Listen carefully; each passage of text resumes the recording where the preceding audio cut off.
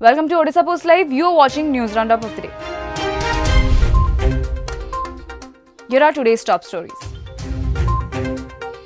The centre has sanctioned Rs 8.2 crores as collateral-free loans to street vendors in Odisha under the Prime Minister's Street Vendors Atmanirbhar Nidhi scheme. Union Petroleum and Natural Gas Minister Dharmendra Pradhan tweeted the information on Wednesday. 23,550 of 63,222 street vendors in Odisha have applied for affordable working capital loans. The central government has sanctioned the loans for all vendors who applied.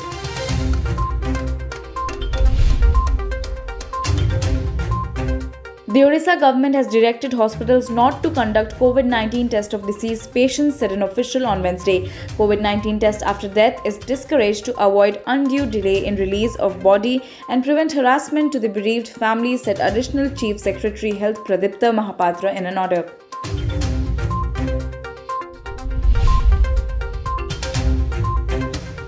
The capital hospital here in Bhubaneswar has been finding it difficult to keep bodies in a space-crunched mortuary due to a large inflow of bodies over the last few months. Many bodies can be seen lying in the open as the freezers lack enough space to accommodate the increasing number of bodies.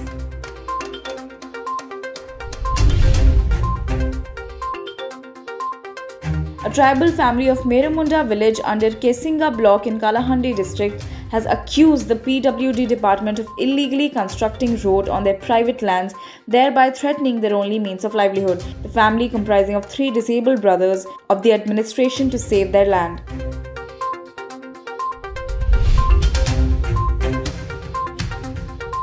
The Rajya Sabha on Wednesday passed a bill sans opposition making Aadhaar card mandatory for registration of organizations receiving foreign funds and also to give the government powers to stop utilization of foreign funds by an organization through a summary inquiry. The Foreign Contribution Regulation Amendment Bill 2020, which seeks an amendment to the Foreign Contribution Regulation Act 2010, proposes to include public servants in the prohibited category and decrease administrative expenses through foreign funds by an organization to 20% from 50% earlier.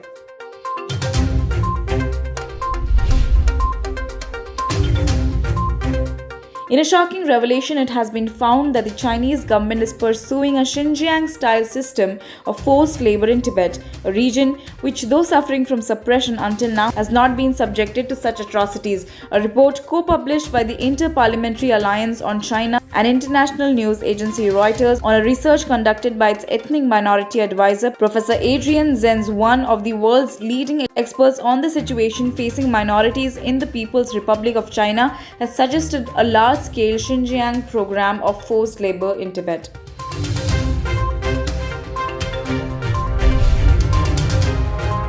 That's all for today's bulletin. You were watching Odisha Post Live. For more such updates, stay tuned to Odisha Post Live.